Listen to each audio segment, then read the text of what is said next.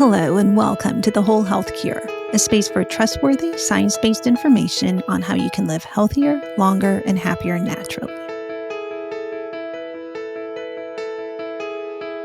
I'm your host, Dr. Sharon Berquist, a practicing Yale and Harvard-trained physician and scientist with 3 decades of experience specializing in chronic disease prevention, longevity, and human performance.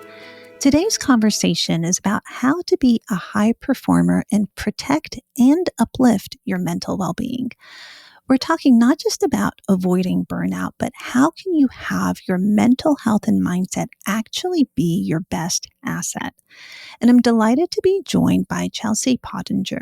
She's a leading international keynote speaker, best-selling author of The Mindful High Performer, a psychology postgraduate, and founder of EQ Minds.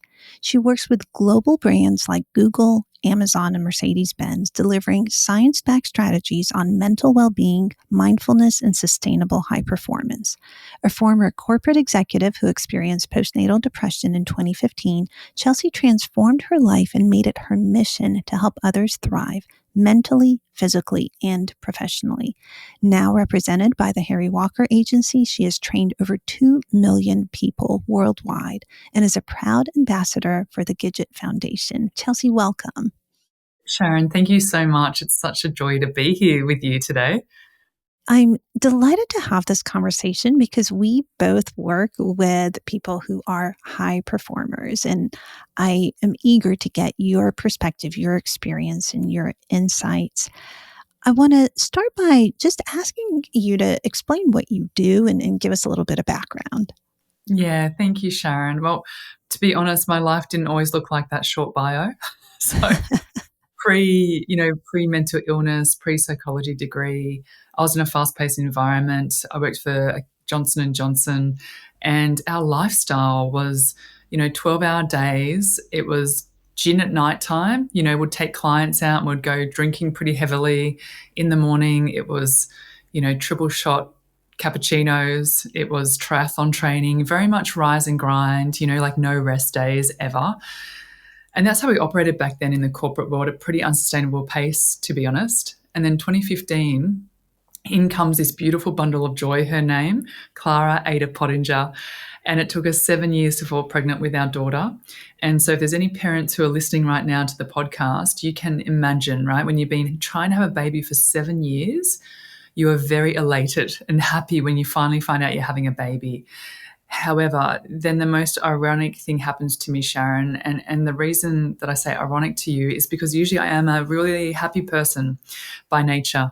But 9 weeks post-birth, after giving birth to Clara, I end up in a psychiatric hospital, really fighting for my life, to be honest. I was suffering severe postnatal depression, and the safest place I could honestly be was laying in a hospital bed. Now, I always feel like when life throws you adversity like that, it's almost like a sliding doors movie, a fork in the road, if you will, and you have to make a couple of new choices of which way you go. And so these are the 2 choices I needed to make. 1, do I turn back to the corporate world, fast-paced lifestyle living in Sydney? Or 2, do I learn and I grow from this gift that God, the universe, has just kind of served up for me? And so at the end of the 5-week stay, my amazing psychiatrist, she said to me, Chelsea, you have a weird fascination with your brain. You are a lovely human. You've been making smoothies for all the mums in here for the last 5 weeks. And you've walked through the shoes of a very unwell patient. You've seen it through a lens of anxiety and depression.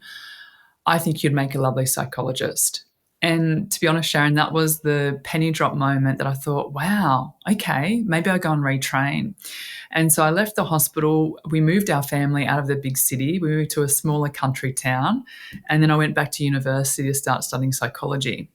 And so things that I was learning in my degree and when I was doing a mindfulness program, and I was actually also prescribed for my psychiatrist to spend some time at a place called the Nan Tin Temple, which is a place in Australia where the Buddhist monks go. And I was prescribed 3 months there to learn loving kindness, compassion, meditation. Like, what an amazing psychiatrist. Because I had to learn how to love myself again, like after experiencing some shame and guilt, I suppose, after having postnatal depression. And so these things that I was learning at the Nan Tin Temple, at college, at university, I was like, wow, imagine if the corporate world knew what I was learning, instead of like using alcohol as the crux, maybe they could try meditation and so I spoke to my husband, who was a banker at the time, and I said to him, darling, do you think that the corporate world would be interested in learning about this kind of thing?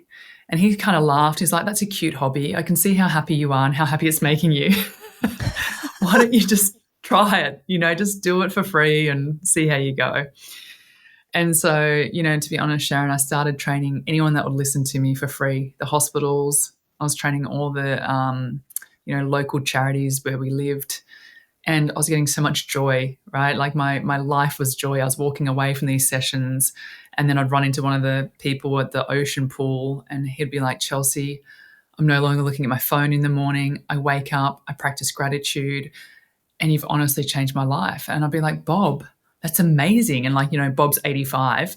And I just had this enormous joy and this kind of like fire that had been lit in my heart and stomach going, I'll do anything in my power to make sure no one ever ends up where I did, which is in a psychiatric hospital. And so then the journey kind of unfolds where I was doing this for about 6 months of free training. And then my good friend who works at eBay said to me, Chels, I think you're onto something. eBay's quite progressive because if you can imagine, Sharon, 10 years ago, mindfulness wasn't really a huge thing here in Australia. I don't know about the USA, but definitely in Australia, no one was really speaking about mindfulness or mental health. It was very big in Eastern, therapies but not really in the Western society. And so eBay, who are very progressive with these kinds of things, just said, look, I love the sound of this, what you're talking about with this mindfulness stuff. You come in and train our organization for one session and we'll pay you this amount of money. And I'm like, what? You're going to pay me to do something that I love? And you know what, Sharon? Then it kind of kicked off from there. We trained eBay. They loved it. They signed me for a year. And then, as the world unfolds, Uber then picks me up as a client and we train Uber. And then, you do a LinkedIn post and then the big banks pick you up and all of a sudden we're away. And so what we do these days is, keynotes and workshops to really empower people to take care of their well-being, particularly their mental health, every single day. Because as we know, if we don't take care of our wellness, we get forced to take care of our illness at some stage. And so having these practical science-based tips and tools for people has been so transformational here in this country and across the world, and even absolutely with the work that you do as well. And how lucky are we that this is what we get to do now every single day? Yeah. What a powerful story, Chelsea. Sometimes these, utter moments of despair become the biggest lessons that we learn in life. And how amazing that you listened to this open idea that maybe you should do psychology. I think sometimes people just suppress these messages and go back to doing what they do because it's easier, it's familiar, right? We have a bias towards, I think, what we know and have always known. So it also speaks just tremendously to your flexibility and openness to take those challenges and really find the path and the reason and the meaning behind it. So amazing. Thank you. Yeah. And, it makes me very eager to, jump into what you share in these sessions that have really caught on like wildfire, and have allowed you to turn, what you would, start off doing for free into a living. So clearly there's a lot of good nuggets in there that people are taking away. Oh, thanks, Sharon. I think one of the biggest things that we see, why corporates call us is because of stress. It's because of uncertainty in the market, which we're all feeling right now with the emergence of AI. There's required to do a lot more with less resourcing. I think the geopolitical landscape, it makes people feel uncertain sometimes. There's just consistent change. So that's a huge one. And so they will need things around their resilience, around mindset, adaptability, that cognitive agility. They people call us, particularly this time of the year, for burnout. That's a huge thing across all industry sectors, is that people are kind of limping across the finish line towards Christmas. And other big things, in that well-being space around sleep and gut microbiome health for mental health and all those kinds of things that make the holistic human thrive. And another big thing that we're seeing a lot of is connection and being human. And this is our edge moving forward. And people have forgotten the lost art of actually connecting with their fellow peers, remembering to say hello to your neighbor, making sure at the cafe you actually look your barista in the eyes and say, how's your day going today? And this thing called ambiguous loss, which I think a lot of people are feeling right now, is that we are with each other physically, but psychologically we're no longer there. And you see it when you go for a date, you see it when you walk into a cafe, people are on their phones rather than actually communicating with each other. And it's almost like the parent with dementia, physically they are with us, but psychologically they're no longer there. And we do these connection bids all the time, and people are not listening or seeing us anymore. And so I think that's a huge thing that we're seeing emerging as well in the corporate world, is that piece around connection and what's going to give us our edge moving forward. There's so many tie-ins behind performing well in the workplace and what is good for your health. A study just got published at the end of October, which, to me was just so eye-opening. It looked at social relationships, which they term social advantage, as a composite kind of construct, and how it impacted biological age, essentially the rate at which we're aging, which is different from our chronologic age. And to put this in perspective, in the past, there's only been one thing that has been repeatedly been shown to slow our biological age, and that's exercise. It kind of slows all the hallmarks of aging. Now we have a second thing, and it's social relationships and social advantage. And it really was a composite that looked at the quality of relationships, your impact on your community, and it also included faith, and whether there's some aspect of religion or faith in your life. And that social construct is just such a fundamental way that we as humans are wired to just be healthy and thrive. So I can understand how that would be something that if we continue to tap into, it's not just what we need to prevent burnout, but also it's so fundamental of how we nurture and feed our bodies and our souls and our minds. So I love that you've included that and are really keeping that front and center as we enter this world of AI where, everyone's talking about it. And at the end of the day, how we end up using it is still has a lot of challenges. Absolutely. Absolutely. And it doesn't, it's lacking it doesn't have the creativity. I mean, an algorithm cannot do creativity or innovation. It can't show empathy. We don't, it's all these things that we know as a human. And that's I'd love to read that study actually that came out in October, because, I think about this all the time as a role model as well for our now 10-year-old. And how can we keep her grounded and empowered as a daughter, but also someone who is so caring and giving to the collective, not just to people she knows. And whenever we travel, because she's growing up in a completely different socioeconomic upbringing to what I did. I grew up in quite a low socioeconomic area of a small country town. And so she's growing up in a completely different space to me. And so whenever we travel together, we will always give her a couple of dollars or yen or euro or wherever we are. And she has to choose a homeless person to not only feed but the biggest thing is someone to talk to. And so what we're sharing with her is that these are human beings, that actually more important than them getting food is actually that connection piece and them sharing their story. And it's that whole thing, that Mayo quote that came out that was around, people will forget what you say, they'll forget what you did, but they'll never forget how you made them feel, which is so true. And whenever our daughter does this every day when we travel, it's not just the smile on that person's face, it's actually our daughter's smile for the next 6 hours and the way that it makes her feel. And that constant thing of getting herself out of her own head, because as little kids, sometimes they can be quite narcissistic, right? It's all about them. And so, how do we get themselves out of their head, their ego, to go do something for somebody else that can't repay them? And it just keeps them these really caring, grounded, connected humans. And these are our future leaders. You know, this 10-year-old will be a future leader later. And so I think as a role model, whether you're a parent or not, for your niece and nephew, doing these beautiful things, I think is such a gift to be able to role model that behavior as well out there.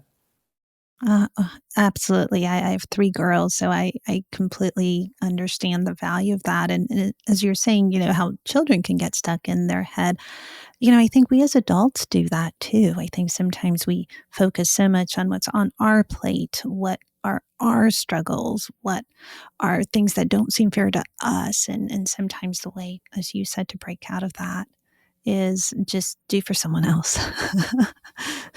Absolutely. Absolutely. I think it's why gratitude's so powerful as well, isn't it? 100%. I want to ask you, Chelsea, you work with a lot of people in the corporate world and a lot of people who are in that environment have a lot of passion and motivation and they're high performers. And how do you define a high performer? Because it's not really just even limited to the corporate world. It's not. So I always think a high performer is someone who is very self-motivated. They've got that drive, whatever aspect it is in their life. They're always kind of on the go. They've got like quite a big to-do list that's kind of never ending. They like to achieve things. So they like to tick things off of that list. They are growth orientated. So they have a growth mindset, a learner mindset. They're the people that are kind of enrolling into courses at any stage of their life, or maybe they're taking on a new hobby. They're usually a team player. I would describe a high performer, and they're very dependable. So they're independent, so they're quite driven, but they're also very dependable as people.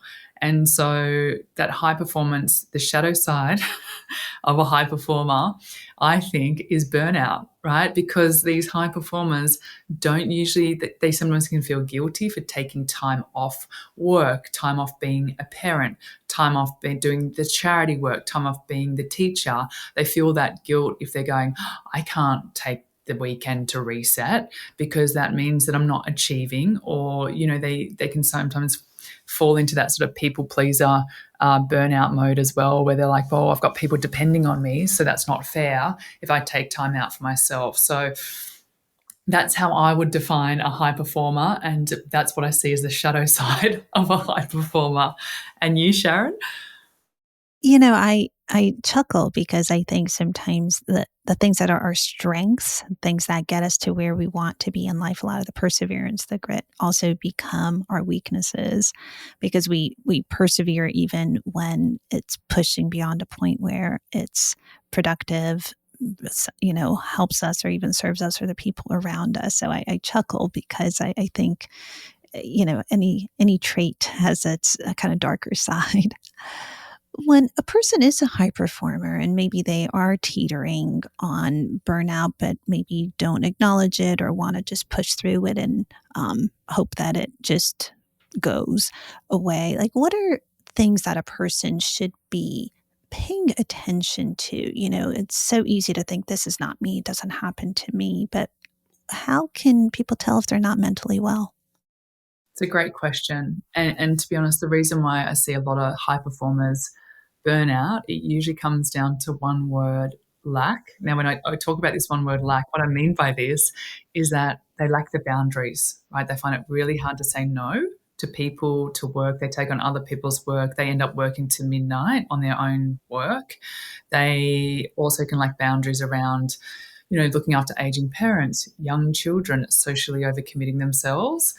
And the other thing that I see in terms of the word lack is the awareness and the focus on what their body is saying, because your body keeps the score, right? There's that great book out there that says your body keeps the score. it's it's pretty much that in the title, yeah. Like the twitchy eye, the tired but wired, the jaw tension, the irritable bowel, the dentist saying to you, "Do you know that you're grinding your teeth at nighttime while you're sleeping?" They are little clues, right? And the body will always whisper before it screams. And if we're not paying attention or aware, what happens is that it will accumulate. Burnout is kind of that cumulative effect, isn't it? It's like the body will just give you these little whispers. And then if we're not paying attention and that just accumulates up, then we can get really burnt out. And so the sort of dimensions that burnout would display, if you're like, oh, am I in burnout? What's the difference between burnout and fatigue? Things like reduced sense of accomplishment, right? Like even though you are doing as long hours, you can't produce in the same kind of way. Like your productivity kind of doesn't go up. Your output's not as good, and your creativity, your innovation, stifled. So if you're in this phase of like, I'm so burnt out, I can't create anymore, that's a really big sign. Another one is cynicism. You get irritable, you get cynical towards potentially the people that you live with, towards work, towards life at large. You just get very irritable with everything that's going on. And so that's another huge one, I think, is that cynicism. And the other thing is just complete exhaustion. Like you have nothing left to give in your tank. Like you're just completely and utterly exhausted. And things that used to bring you joy no longer do. Like you feel like you don't have time to do anything that brings you joy, your hobbies, things like that. And the things that usually bring you joy no longer do. And so that's kind of where we get a little bit disenchanted, I think, with our life. Would you add anything onto that, Sharon? No, I think you really hit on like some of the hallmark features, that people really go through.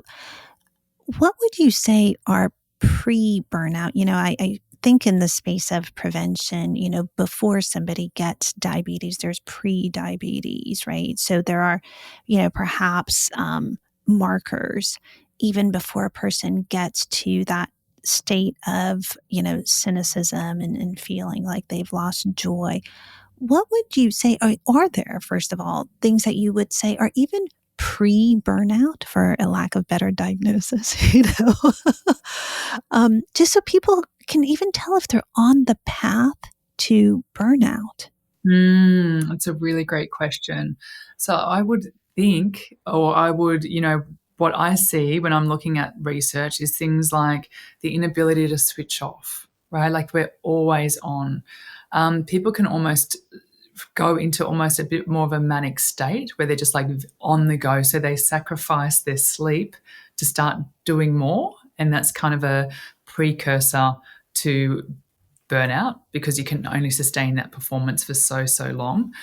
I would say things like starting to then withdraw from social situations, starting to say no more to plans, which is actually a good thing because people will start protecting themselves more. But that's also a sign of withdrawing, because you don't have the energy or the good vibes to actually go to anything because you're actually getting very, very tired and on the way to burnout. I would say reaching for things that you feel are short-term wins, right, for stress that are not actually very helpful. So things like reaching for alcohol more often, so instead of maybe you only have a glass of wine on the weekend and now all of a sudden you're finding yourself having a glass of wine after every day after work, and so starting to have these more coping strategies. Maybe for some people it's food, and they're reaching for more calorie-rich foods to give them that quick win of releasing their stress. How about you? What would you add to that? I I think loss of purpose and maybe losing that connection with your values is something that gets kind of, you kind of feel like you're going through motions doing things that are more, I have to check this box and I have to check this box. And then there's that disengagement that starts to happen as a result of that.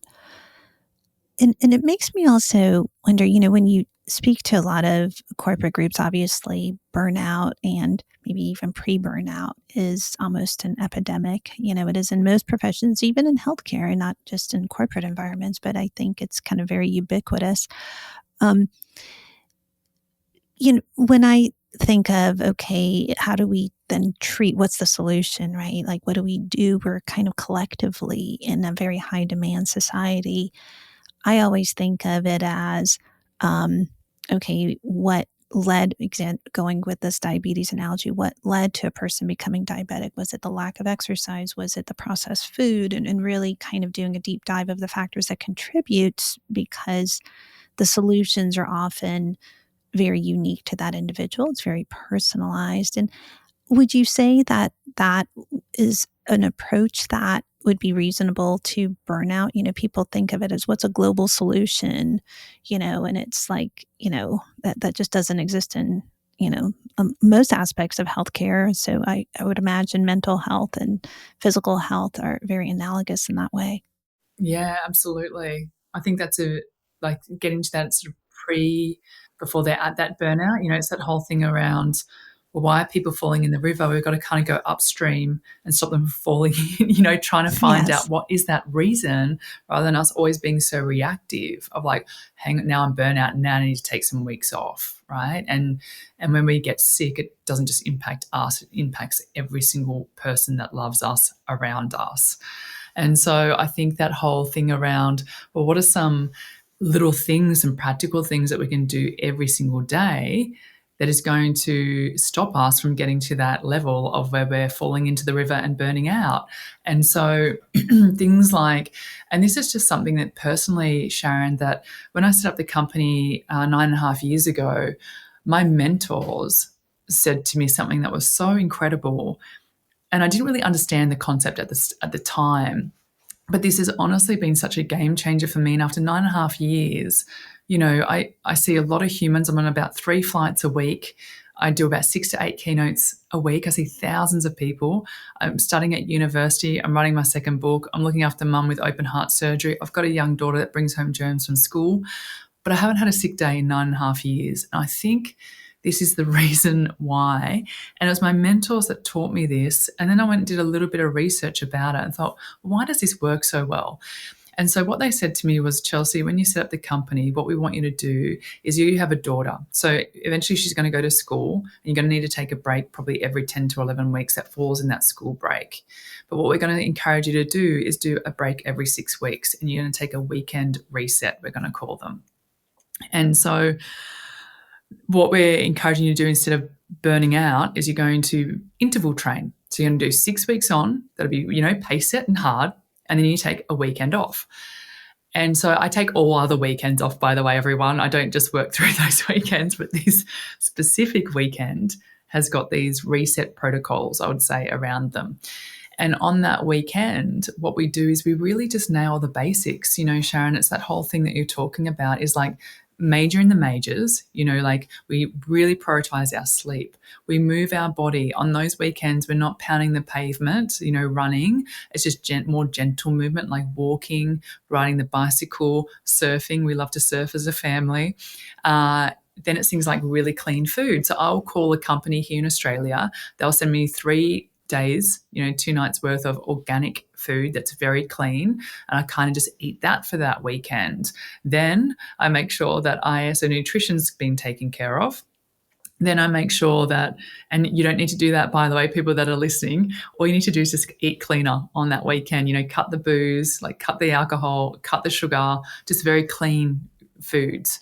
And then, so you've got movement, you've got sleep, you've got nutrition, you have self-care. So something that's self-care in nature for you. For me, it's a massage.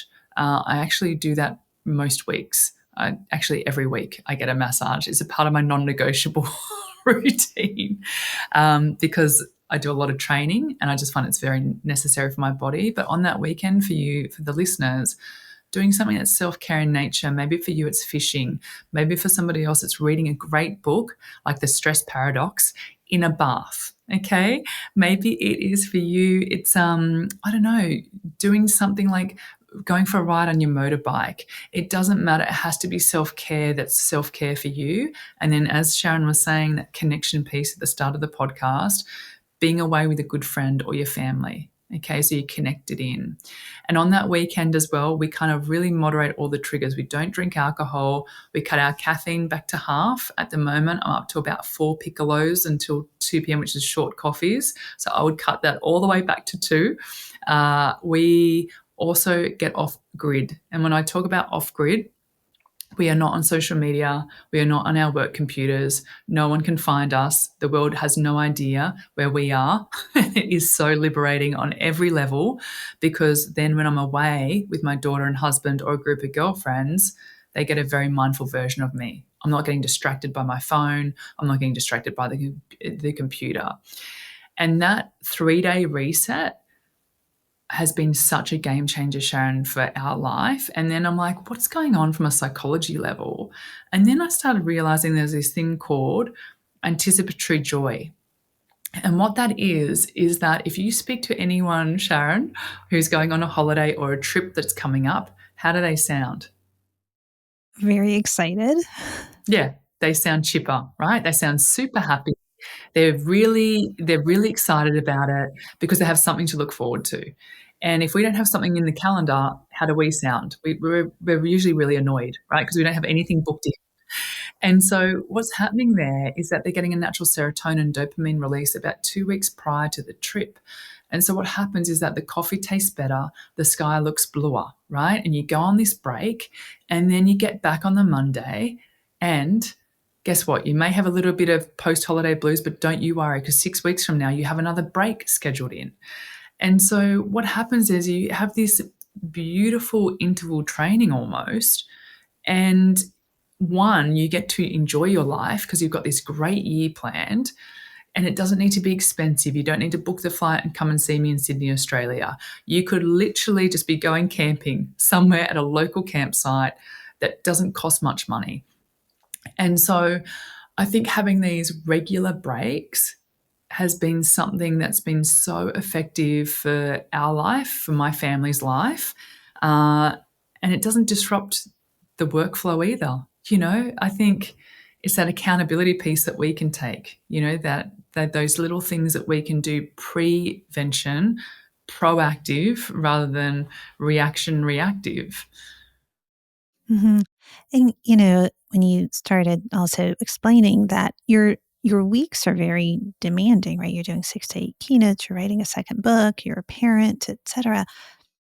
And it's helpful to hear that as busy as you are, you make the time for these resets, and how important and how doable it is. Because sometimes, again, like you've already said, it may be like, oh, I can't afford this weekend. I've got, things are piling up, etc. But you are actually, living a very demanding life and still making that happen. Do you get any like pushback or questions around that when you share that with audiences and with people? Do people feel like it's something that's feasible for their life? Definitely. I think they, for people, because it's not asking them to take the week-long break, because corporates would probably never hire me again if I said, every 6 weeks everyone's going to take a week off. That's right. But no, I think what they do, and we're very honest about it on our socials, because people are like, it reminds them to then go ahead and book that trip and not have the guilt, not feel any kind of mum guilt or work guilt, or to enjoy your life. Like, isn't this what we're here for, right? Like, it's also the enjoyment and creating memories, because that's how we measure a happy life. Like, and it comes back, I think, Sharon, to your values again. Like, once you understand what your values are, your true values that light you up, and you live on value, and one of our values is our family, right? And our friends and travel. And so we're like, okay, well, and our health. So it's kind of ticking all those valuable boxes along the way. And so I think it's very achievable. And, like, obviously day to day, we also do little things every single day that are non-negotiables in our life as well. We don't just like save it up all for that weekend. Like, it's all about consistency of your habits. And people will say to me, do you drink alcohol? Do you drink coffee? Yes, I do, but very moderately. I love coffee. I do love caffeine. It's a thing for me.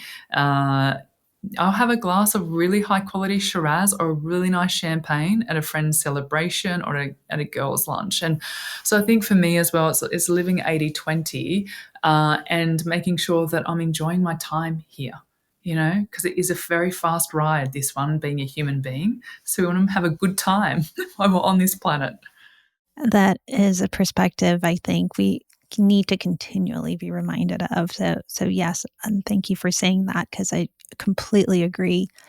With the time we have left, are there things that when you speak to audiences and do workshops and, really interact with people that they find kind of the most eye-opening things that they've implemented where they've thought, wow, this has really changed my life? Are there things that you would share with our audience that you think are, um, just maybe things that have really been effective?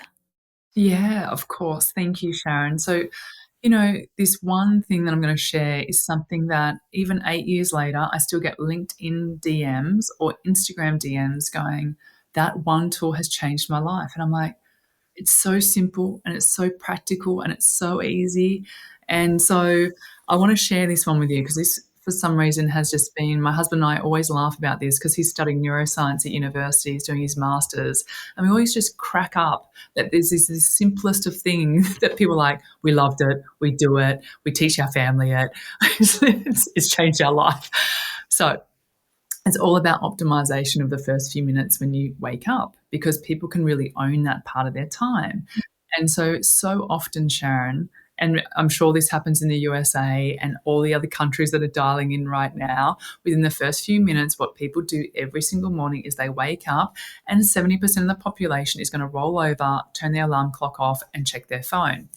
And so what we say to people is that what happens there is the data points you're taking off your phone, obviously you will go straight back through the brain, hits the amygdalas, big cortisol stress surge, right? A little bit of cortisol, as we know, is good for all of us. It gets us up and out of bed.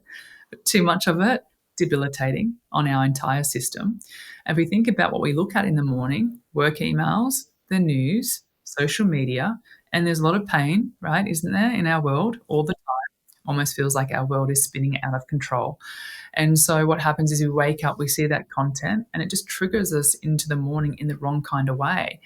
And so what we say to people is, I want you to do your own clinical trial on yourself, this 5 for 5 challenge, we call it.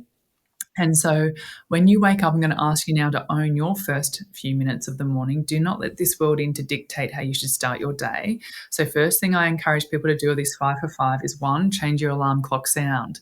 So if your alarm sound is like beep, beep, beep, if that's your sound, we need you to change that one straight. That's ripping you out of a nice delta brainwave of sleep straight up into very high beta, right, brainwave. So you're jarring your way into the morning. So you can listen to bird sounds. The brain loves nature. Music. The brain loves music. You can even set up an applause app on your phone, a clap app, and give yourself a standing ovation for waking up in the morning. So there's this it's so funny. My daughter and I do that a fair bit, and we wake up to a standing ovation. It's such a lovely way to start the day. So one, change alarm clock sound over. Tip number 2 is phone goes down on your bedside table. You are now empowered to know what it does to our brain. There's so much dopamine that surges off our phone. It'll do anything to keep you on them. So just turn that phone over. That's tip 2. Very easy for me to say, hardest thing for all of us to do, phone down. 3, up here inside your mind, think about 3 things that you're genuinely grateful for in this life. 3, right? Like the fact that I get to meet Sharon, this amazing human today. This is the start of our morning here in Australia, and to be in her presence is outstanding. Also, my pillows last night, amazing. If you sleep on a bad pillow at my age, mid-40s, you wake up paralyzed. It's an actual injury. So very happy for my pillows today. So just thinking about 3 things that you're seriously grateful for in your life, because what happens there, and there's a lot of robust evidence around gratitude, And this isn't about toxic positivity, which we do see out there a little bit on social media, good vibes only. It's not about that. What it's about is scientific ways to release serotonin into the system, the happy chemical, right, to make us feel more grateful throughout the day. Tip 4 is opening up the curtains, sunlight onto the eyes, suppressing melatonin so we feel more awake, and then saying something that is positive in nature. And I learnt this from Dr. Daniel Amen, actually, who is a lovely psychiatrist over in Orange County there. And he talks about this, opening up your curtains, suppressing melatonin, saying something like today's going to be a good day, something that is positive in nature. The brain will start to algorithm to look for reasons for it to be so. And so if we think about that, our brain is like social media. If we think about that as the metaphor, what you get served up on your social media every day is because of what we keep clicking on.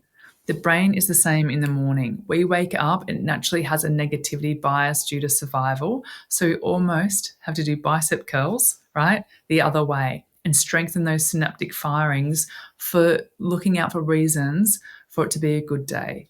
Look out for reasons to be grateful, because then the brain does something amazing in the next few weeks. You start noticing, wow, is that a yellow-tailed black cockatoo in my olive tree out the back there? I mean, also a sign of my aging. You become a big fan of birds when you get to my age, but your brain just starts to notice these things, right, that you are more grateful for.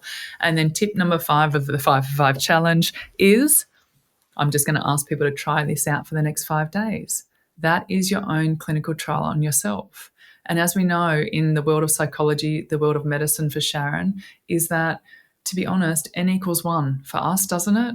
Like we can come to people with peer-reviewed evidence, but that usually doesn't do much for that individual, because why? Knowledge is only powerful if we do something with it, and the reason why I know people listening to this amazing podcast that you've created, Sharon, the reason that I know you can do it, this 5 for 5 challenge, is because I am married to a skeptic banker and he now does it. Okay, so if he can do it, there's hope for every single one of us across the world who is listening right now. And the skeptic banker, actually, I recruited Jay out of the bank about 6 years ago, and he's now the general manager at my company at EQ Minds, studying neuroscience, but on a whole neuroscience journey. And hey, if he can do it, we all can do it. Okay, so that's the 5 for 5 challenge. I love that, because I think I got 4 out of the 5. No doubt, Sharon. I got to work on my alarm sound. I try and wake up naturally when I can, but I do need to change that sound. But similarly, I open the blinds and I look out in nature, and it's always a very similar view. But I am always very grateful that I get another day on this planet and I get to fill my lungs with air. And then I think of all the things I get to do. So I think that's it's something I actually started doing after my father passed away, because every day is a gift. And so I really love this as an approach, because I can speak as your N of 1, that it really does frame the day. And again, I love things that are accessible and things that every one of us can do, right? You don't need fancy equipment. You don't need an inordinate amount of time or a certain lifestyle, no matter how busy we are. I think this is just great advice. Thank you, Sharon. I really appreciate it. I really appreciate meeting you and all the work that you do. So thank you so much for having me as a guest. Thank you, Chelsea. So if people want to learn more about EQ Minds and about you, where can they find you? Yeah, so if you're on Instagram or LinkedIn, so either under EQ Minds, our company, or Chelsea Pottenger Official is me on Instagram. So if you want to get in touch with me, that's my more personal one. My team take care of the EQ Minds, so you're going to get more of them there. And our website, and we've got a new book coming out next year. So hopefully you enjoy that as well. And Sharon, I'd love to send you a copy of that too. Oh, I would love that. And maybe we can have you back on to share a little bit more. Thank you. Thank you so much. Come to Australia soon. I'll make it part of my plans. Thank you so much. Thank you.